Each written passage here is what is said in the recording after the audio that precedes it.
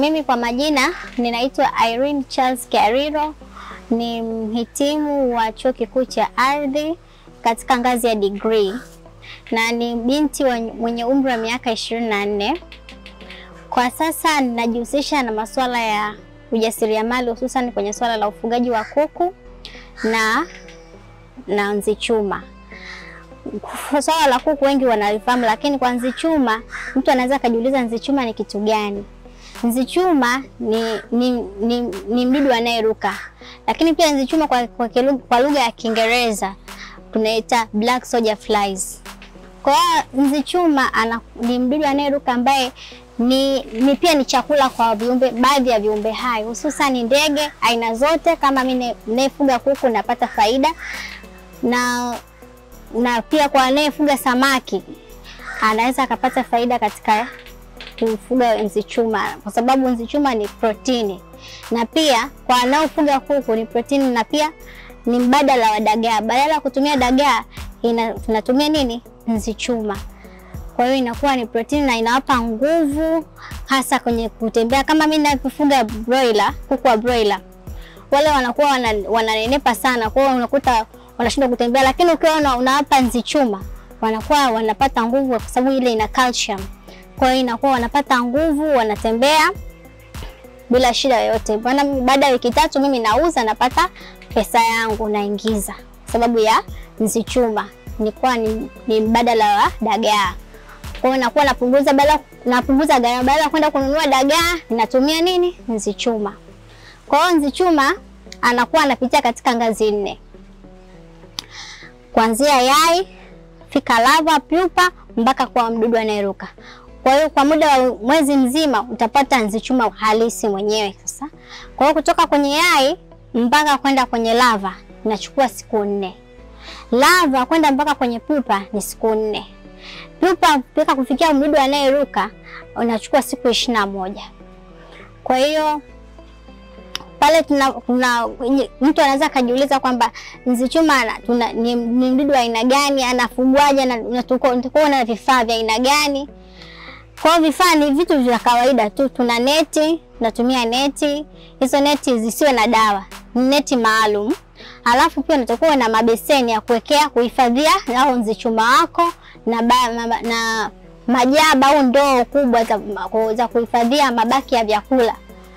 Na pia kitu kinachohitajika kingine ni vimbao ambavyo vitasaidia wao kutagia mayai yao pale, ili kusaidia katika mzunguko wa mfumo mzima wa ukuaji wa nzi chuma.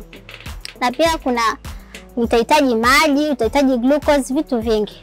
Kwa hiyo ili kufikia kutoka yai kwenda kufikia kwenye stage ya larva, kuna namna tunawapanda. Tunachukua pumba, alafu pia tunachukua na maji kiasi ili kutapata unyevu. Tunakuwa na beseni letu kidogo kulingana na mfumo wako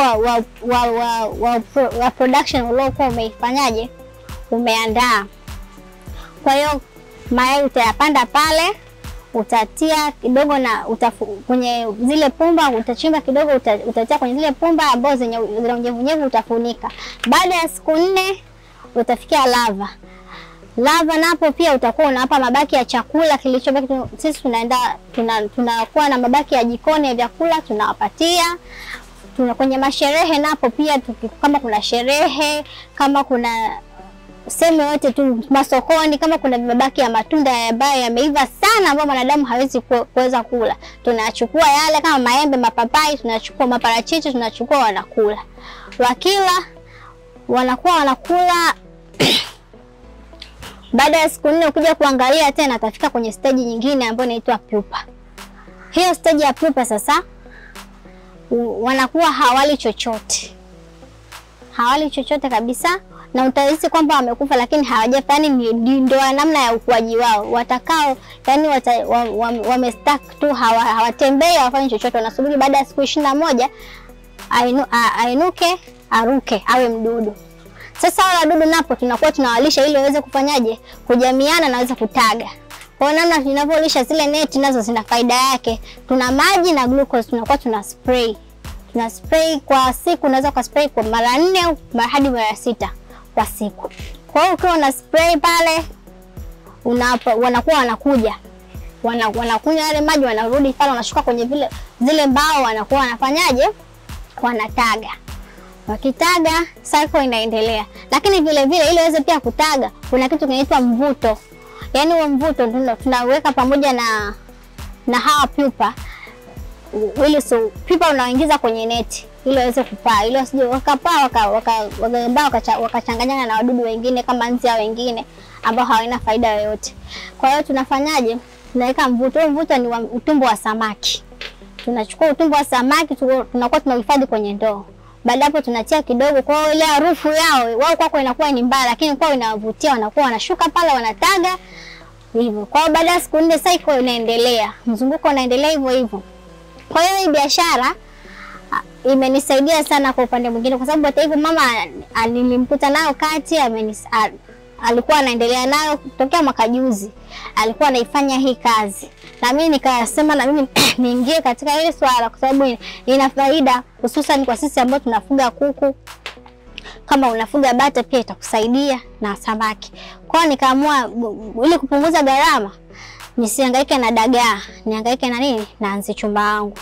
Kwa hiyo ndio hivyo imenisaidia sana. Na pia ile mtu mwingine anaweza kauliza kwamba sasa nzi chumba ile gani itafaa kumuuza au ana faida gani? Ana faida kote.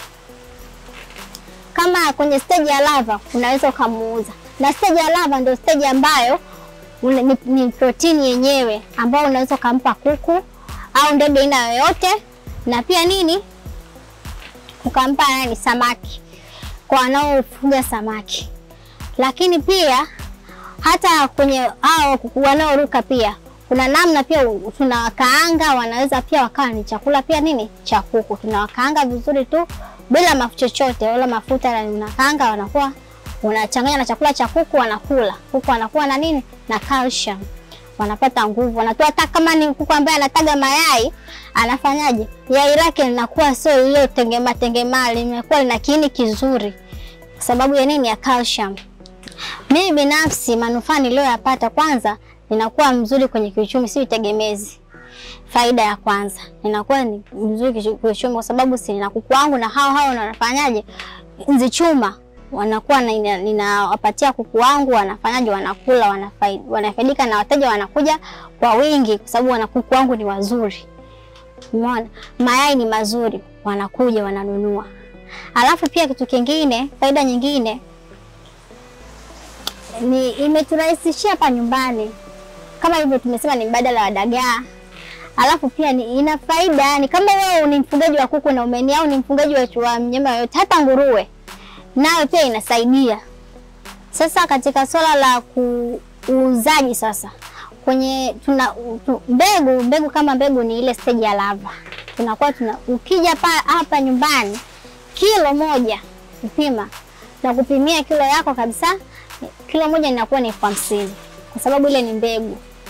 Lakini ukitaka nzi chuma mwenyewe sasa hawa, kilo inakuwa inapungua. Kwa hiyo inakuwa ni wepesi sana. Kwa hiyo unafanyaje? Unaweza kauza kilo 4,000, 5,000, 3,000 kulingana na utakavyoamua wewe, kwa sababu ni biashara binafsi, haina bugdha yoyote. Kwa kweli cha kuwashauri vijana wenzangu au kijana mwenzangu ambaye uko hapo nyumbani umekaa unasema ajira hakuna. Kweli kwa Tanzania yetu wasomi ni wengi. Kwa hiyo lakini fursa zipo mtaani. Ukizunguka fursa zipo. Lakini mimi fursa niliyoiona ya kufugaji kuku unaweza ukatoboa kwa namna ya ajabu. Kwa hiyo usikae kutegemea kwanza kusema kwamba unasubiri ajira. Wewe jitoe kikamilifu tu, fanya jitihada yoyote, ufanye namna utafute fursa. Hususan katika swala hili la ufugaji inasaidia sana. Na ina kipato. Ukikaa kwa umakini na uko una concentrate katika swala la ufugaji, hususan ufugaji wa kama unapendelea ufugaji wa samaki, ni wewe. Kama unapenda ufugaji wa ndege aina yoyote ni wewe. Lakini usiseme ukakaa ukabweteka ukasema unasubiri ajira. Wewe ni kijana mwenye nguvu, utakuwa uamke, ushtuke, useme kwamba mimi ni kijana mwenye umri wa miaka kuanzia 20 kuanzia uko nyumbani una miaka kuanzia miaka 20 kuendelea, afu unasema ajira hamna. Kwa kweli ni aibu. Kwa hiyo inabidi ufanyaje? Ujishughulishe, utoke.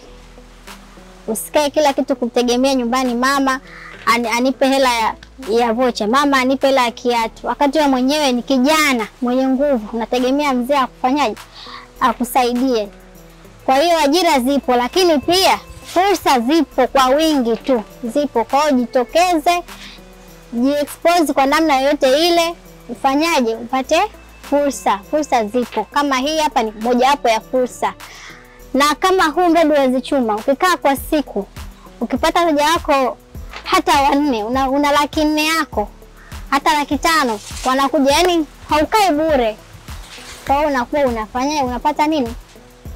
Pesa nyingi sana.